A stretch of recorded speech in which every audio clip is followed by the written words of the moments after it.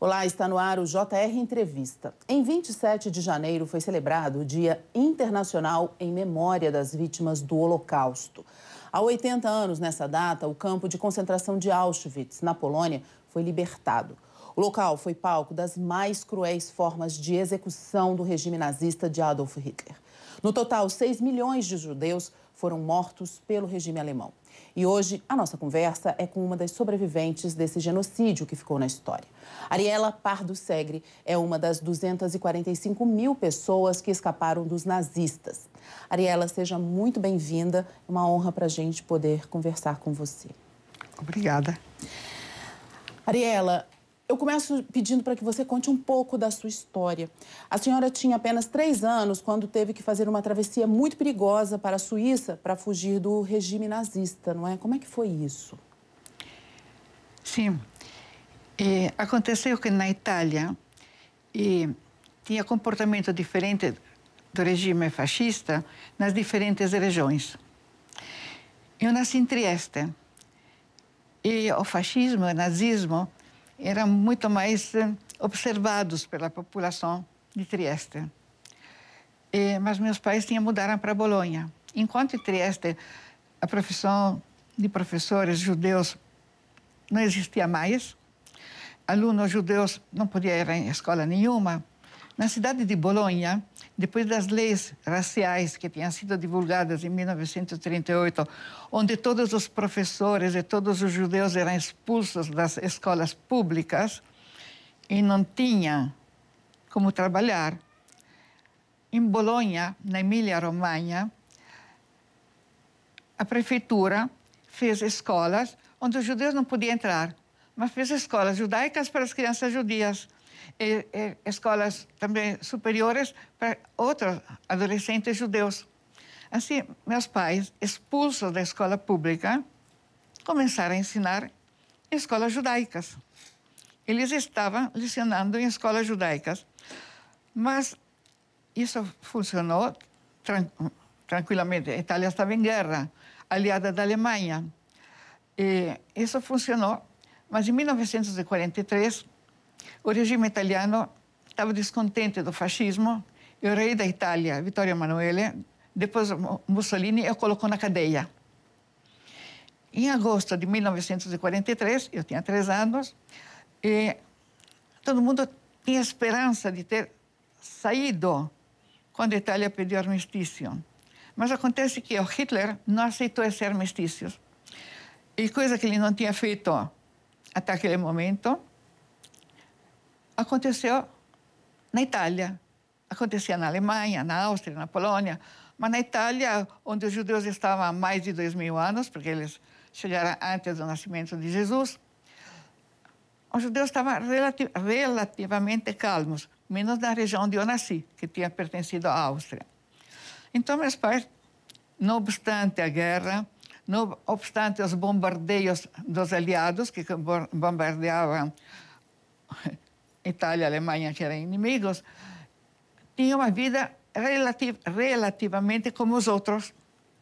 Então, chegou um dia que meu pai estava voltando da escola, encontrou um vizinho na rua, aliás, o vizinho foi procurá-lo e falou para meu pai: professor Pardo, não volte para casa. Por quê?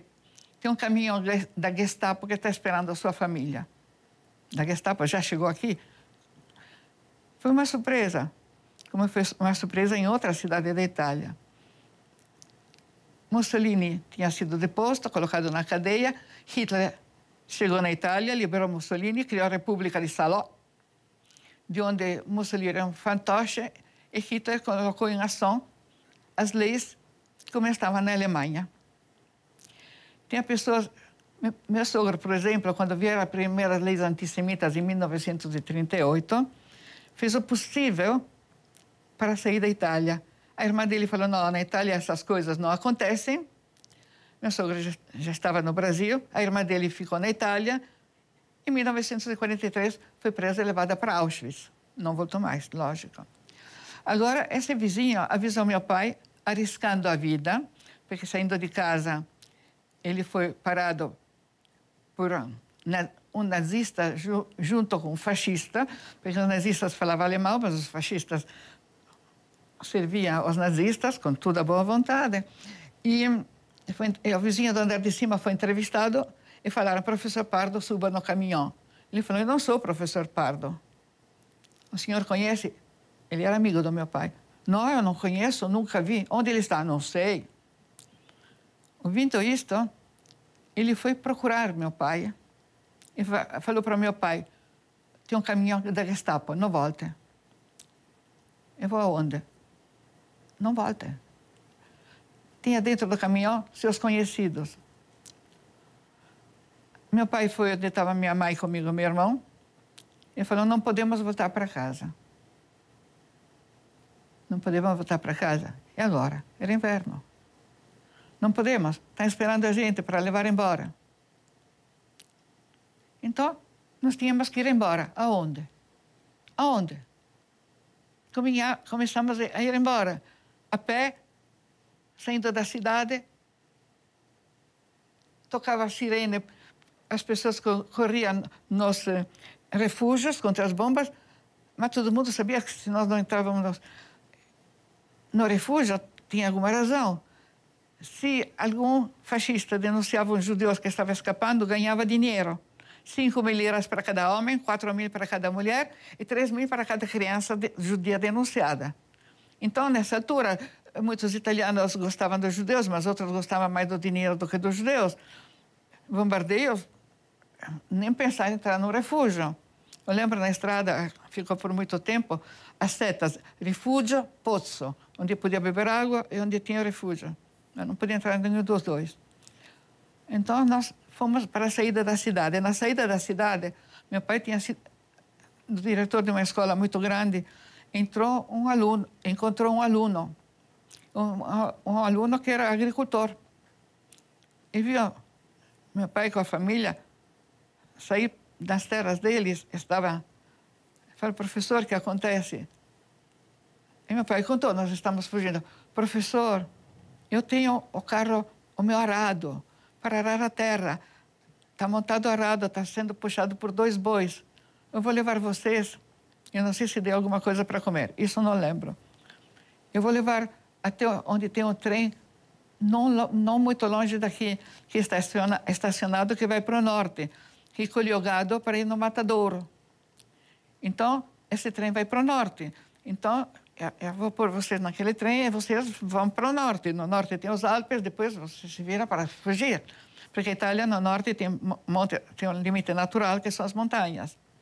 E nós subimos nesse vagão de um trem de gado.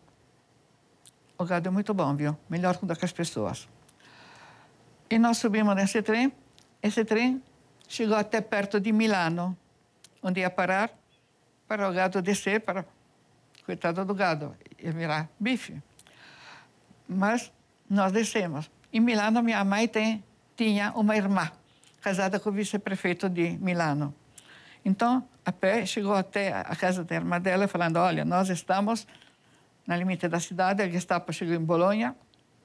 Nessa altura, tinha chegado em Roma, e foi o desastre do 16 de outubro em Roma, porque em Roma também a Gestapo fez uma matança, isso é histórico.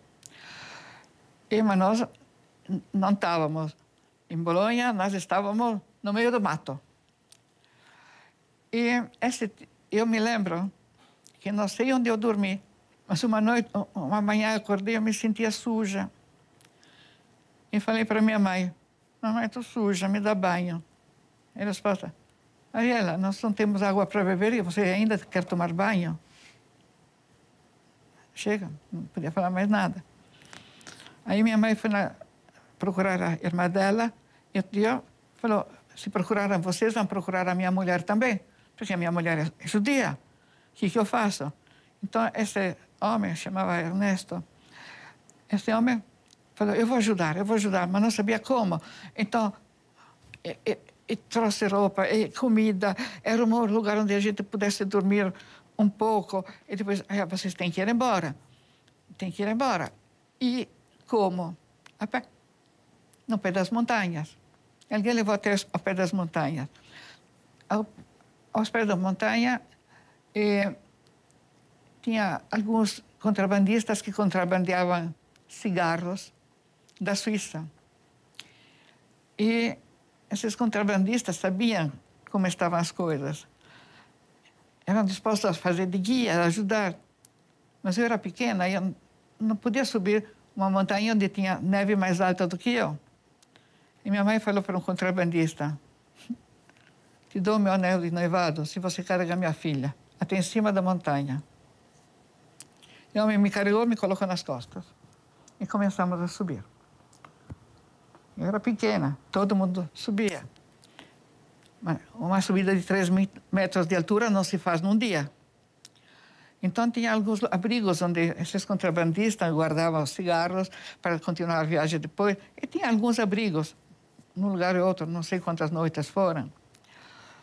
E paramos num abrigo, paramos em outro. E tinha esse pequeno grupo. Juntou-se mais um pequeno grupo para chegar na fronteira. Tinha uma mulher doente que estava sendo carregada por um burro. E a caminhada continuou. Num abrigo, quando a gente chegou, tinha uma mulher.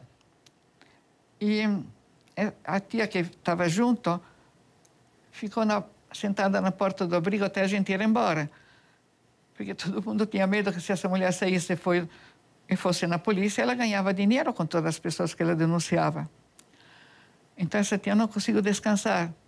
E a gente podia descansar só de dia, porque de noite a gente caminhava, porque se visse um pequeno grupo de gente que fugia nas montanhas, no meio da neve branca, se vê gente que sobe até de longe.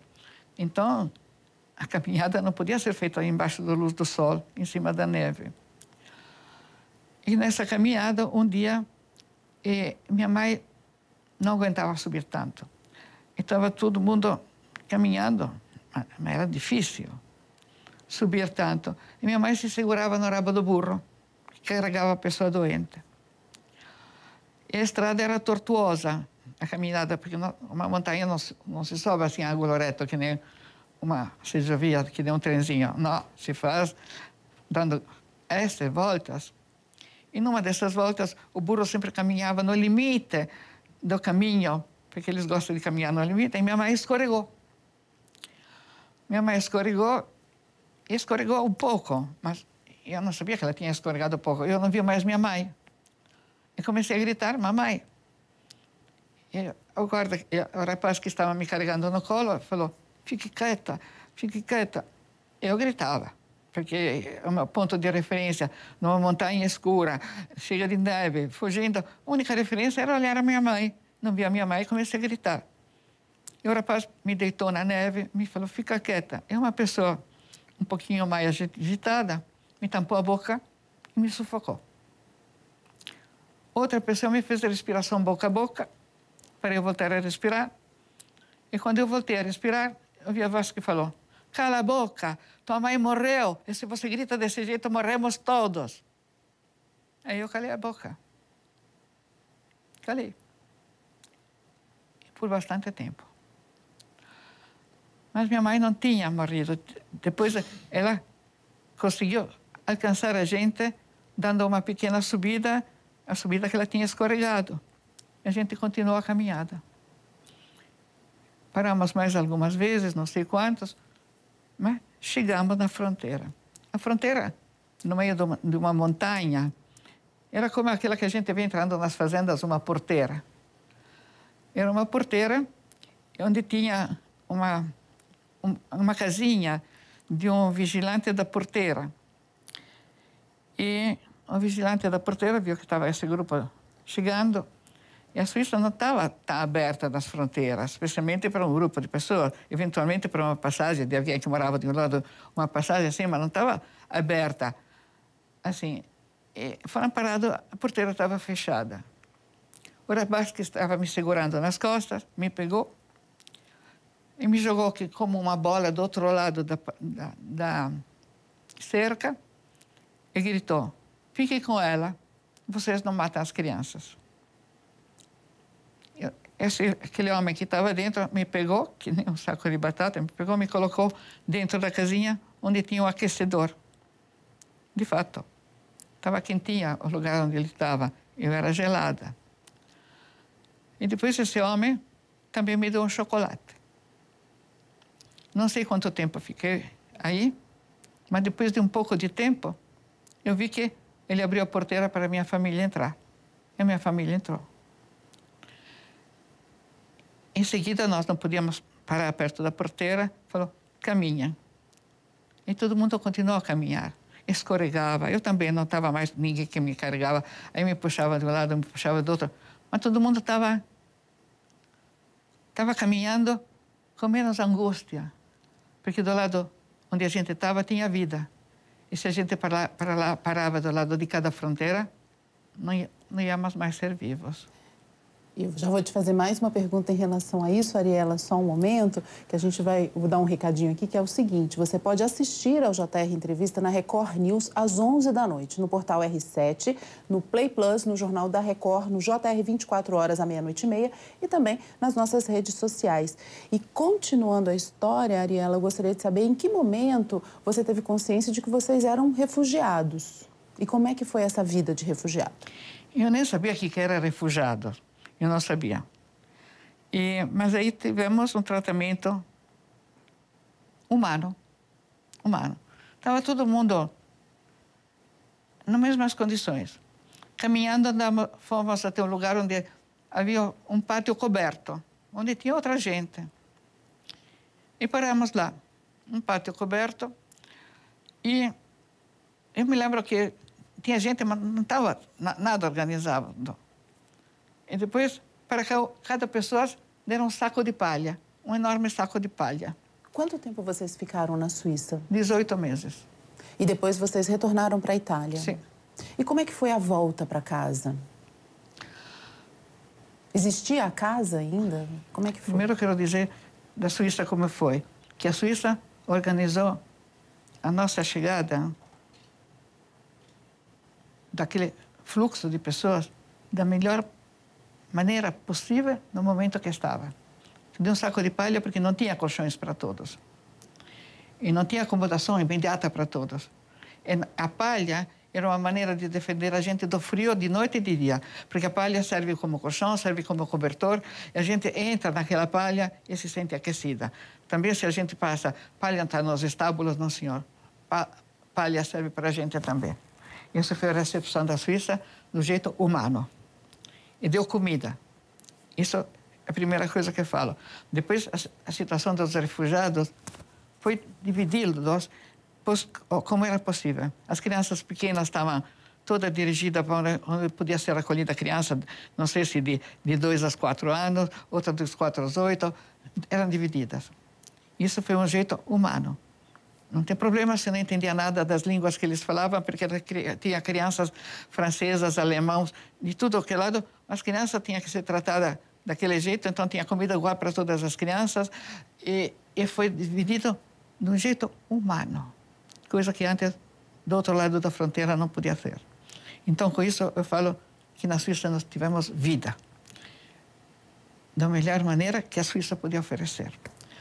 Quando voltamos para a Itália, e terminada a guerra, os caminhões dos Estados Unidos levavam os refugiados, cada um na cidade de origem. E na cidade de origem, e nós também subimos no caminhão e fomos levados de volta, vendo uma visão como aquela que a gente vê na televisão de Gaza, que não era uma novidade para mim. Com a situação de Gaza, e nós voltamos para a nossa cidade. O exército americano deu a nossa casa nova, porque ninguém sabia se encontrava casa, se não encontrava casa. Era uma tenda de lona e uma tigela para comer sopa. E nós voltamos na nossa cidade, que estava destruída, mas não estava completamente destruída. E na Gaza não está totalmente destruída. E meus pais, chegando, montando a nossa casa, a nossa tenda, dentro de um campo cercado. Aí, imediatamente, falaram, bom, estamos na nossa terra, vamos ver como a gente pode agir agora. Minha mãe me deixou na nossa casa, na nossa tenda, e meu irmão achou outras crianças, começou a brincar. Depois chegou uma pessoa que tirou um objeto da mão do meu irmão, que que por sorte não explodiu, porque durante uma guerra se deixa todas as coisas mais cruéis possíveis em tudo que é lado. Era uma bomba que não tinha explodido. E meu irmão, que não tinha muito discernimento daquilo que estava brincando, ele estava brincando com uma granada. E uma pessoa tirou a granada da mão dele, que se explodia. Meu irmão não estava aí até hoje. E um senhor, quando meus pais saíram, chegou na tenda, andou perguntando, e me viu e me falou, Ariela. Eu não conhecia esse homem. Me pegou no colo e começou a chorar. Daí, há um tempo, meu pai voltou. Quem tinha me pegado no colo foi aquele senhor que tinha falado para meu pai, não volte para casa. Meu pai tinha tentado ir para a nossa casa, para aquela que era a nossa casa. Na nossa casa tinha gente. E meu pai tinha a chave de casa. Quando abriu a porta, chegou um homem e falou, quem é você? Eu estava o nome do meu pai na porta da entrada da casa, porque na Itália se usa por o nome da pessoa. Essa pessoa falou, não, você não é ele, não. Ele foi tirado daqui com toda a família, num tal dia, foi levado para Auschwitz, e todo mundo que estava naquele caminhão está lá. Ninguém voltou. Meu pai não falou, eu não subi no caminhão. Porque se naquele momento meu pai tivesse falado alguma coisa, o ocupante da casa podia dizer que nada, esse homem veio aqui e já estava morto. Não é ele, não. Então meu pai se retirou. Mas aquele homem que tinha falado para o meu pai não sair de casa, não voltar para casa, quando viu meu pai, falou, eu moro no último andar. Ele era o mais pobre do prédio, mas era um funcionário do Estado, uma pessoa digna, maravilhosa. Ele morava embaixo do teto. Lá no apartamento eu só tenho 2 quartinhos. Um para mim e para minha mulher. E outro para os meus filhos. Se vocês aceitam, eu posso pegar os meus filhos para dormir comigo e a minha mulher e dou para vocês o quarto dos meus filhos. Abençoado homem. Se chamava Alfredo Giammi. Abençoado. Muitos italianos foram bons. Muitos, mas não em proporção daqueles que não foram muito poucos. Na Alemanha também tinha pessoas boas, mas a maioria não foi. Bom, então nós fomos na casa desse senhor. Não tinha nem cadeira suficiente para todo mundo, mas isso não fazia falta. Estavam eles que deram o coração deles para a gente. Aí, meu pai e minha mãe, quando via que a situação era de guerra, pensando, bom, aqui assalta, rouba, tinha alugado 2 cofres no banco, 2 cofres. Minha mãe tinha colocado falando, aqui nem bomba destrói, porque os cofres dos bancos embaixo da terra são quase fortalezas. Tinha alugado onde tinha as poucas coisas, não sei se eram poucas, porque eu nunca vi. As coisas de valor que ela tinha estavam no cofre de aluguel do banco. E meu pai tinha colocado um manuscrito que ele não pôde publicar, porque os judeus não podiam publicar livros. Isso não podia na Itália toda, porque as leis antissemitas não deixavam que os judeus publicassem livros. Meu pai era filósofo. E tinha outros livros. Os livros dele, que estavam em livrarias, foram queimados. E não deixavam publicar mais nada. Quando eu fui junto com ele no cofre de aluguel do banco, eu vi aquela parede cheia de gavetas, tudo com chave, mas tinha algumas gavetas que eram simples buracos. Que eram aquelas gavetas onde não tinha nem portinha. Eram as gavetas dos judeus. Porque os cofres dos judeus foram abertos e foi roubado tudo. E meu pai viu que também o manuscrito tinha sido roubado. Bom, anos de trabalho. E eu falei para meu pai, bom, você escreve de novo. Ele falou, não. Porque se alguém copiou algumas das minhas ideias e eu escrevo, vão dizer que foi um plágio, que eu copiei. De fato, eu copiaram as ideias dele. Mas ele, com 80 anos, recebeu um prêmio, uma targa d'oro, por para aquilo que ele conseguiu escrever muitos anos depois de ter se recuperado da guerra, de ter recuperado do trabalho, depois de ter conseguido ter a calma de escrever, ele chegou a receber um prêmio literário, com 80 anos. E então os judeus roubaram tudo, até as ideias. Até as ideias. Está aqui com a gente Ariela Pardo Segre, uma das sobreviventes do Holocausto, judia italiana, naturalizada brasileira. Arielle, para a gente finalizar a sua história, gostaria de saber como foi a vinda de vocês para o Brasil, como foi a vida de vocês aqui no Brasil? Depois da guerra, foi uma reconstrução com aquilo que sobraram. Aí, eu conheci um rapaz na Itália que foi procurar, judeu, e que foi procurar a família que tinha sobrado na Itália. Esse rapaz tinha chegado no Brasil com as primeiras leis antissemitas e o pai dele, vendo que na Itália ia ficar ruim, pediu um visto e saiu mais rápido que ele pôde e se instalou no Brasil. Esse jovem, que veio criança, se formou em medicina, veio com os pais da Itália. Eu conheci a família dele, que já morava na Itália, que também tinha fugido e tinha voltado para a Itália. Algumas pessoas foram deportadas, lógico. Mas ele veio para a Itália para conhecer a família. Aí eu conheci esse rapaz, que era médico, que era italiano, que tinha fugido do Holocausto antes do que a gente. Eu conheci e acabei vindo para o Brasil com ele. E fiquei casada com ele aproximadamente 60 anos. E depois Deus o chamou e foi embora. E quando eu cheguei no Brasil, a minha acolhida foi maravilhosa. Eu cheguei na feira para comprar um dia uma dúzia de bananas e falei, por favor, uma dúzia de bananas. A senhora é italiana? Sim, eu sou italiana. Mas italiana mesmo? Sim, meu pai é italiano, meu tio é italiano, era todo mundo italiano aqui. Então, quando uma pessoa italiana mesmo chegou da Itália, poxa, mas a senhora veio da Itália mesmo? Foi uma festa. Isso eu me senti acolhida no Brasil. Pensando que quando eu estudei história, os italianos foram importados porque queriam branquear a população do Brasil.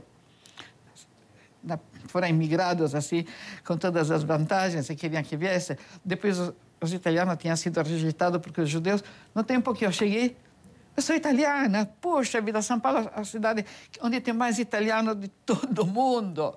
Então, eu me sentia italiana. E a senhora escreveu um livro? Escrevi algumas histórias, sim. Escrevi alguma coisa. E uma outra vai sair com outras histórias a respeito de determinados momentos de vida. Não toda a história da vida toda, que é muito comprida, né? Mas, Ariela, para a gente finalizar, o que a senhora tem a dizer para as pessoas que até hoje negam que o Holocausto aconteceu? As pessoas que negam o Holocausto são simplesmente pessoas que não conhecem, que não estudaram, que não sabem história. E não sabem, como eu vejo um bandido que é bem vestido, olha que rapaz bonitinho, eu sou amigo dele, não sabe que matou o vizinho dele. Não tem problema, ele está elegante. Então, é gente que não sabe, que está negando a história. E como dizer, puxa vida, a Terra é quadrada, né? A Terra é quadrada. Então, está escrito, o Sol nasce aqui, se põe lá, e nós estamos na Terra quadrada. E gente que não sabe.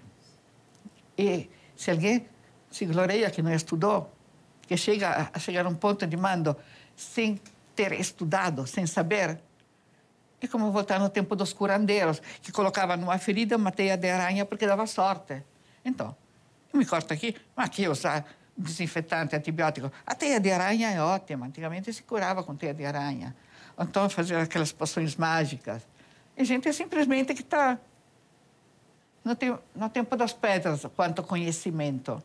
Porque quem sabe, quem estuda, quem sabe que o Brasil foi descoberto naquela data e tudo, sabe como foi também a colonização do Brasil? Não tem que saber só que Pedro Cabral chegou no Brasil. Tem que saber também que existe um Tiradentes, tem que saber a história do Brasil. E não só do Brasil, porque o Brasil está anexado no mundo. E no mundo tem histórias. E tem gente de vários origens, os italianos foram importados para cultivar a terra. Os índios estão sendo massacrados porque quem está mandando não está cuidando da saúde. Porque se pensasse que todos os seres humanos têm o mesmo direito à vida, não deixavam matar os Yanomami para tirar solo, envenenar a terra, envenenar os rios. Porque isso não é desumanidade, não é só ignorância e maldade. Ariela, muito obrigada por dividir a sua história com a gente, por contar um pouco do que foi a sua história aqui pra gente, nessa data que sempre tem que ser lembrada. O JR Entrevista fica por aqui, lembrando que você pode assistir ao programa na Record News às 11 da noite, no portal R7, no Play Plus, no Jornal da Record, no JR 24 Horas e também nas nossas redes sociais. Ariela, um prazer ter você aqui com a gente. Muito obrigada. Prazer foi meu. Obrigada. Você continue com a gente, até a próxima.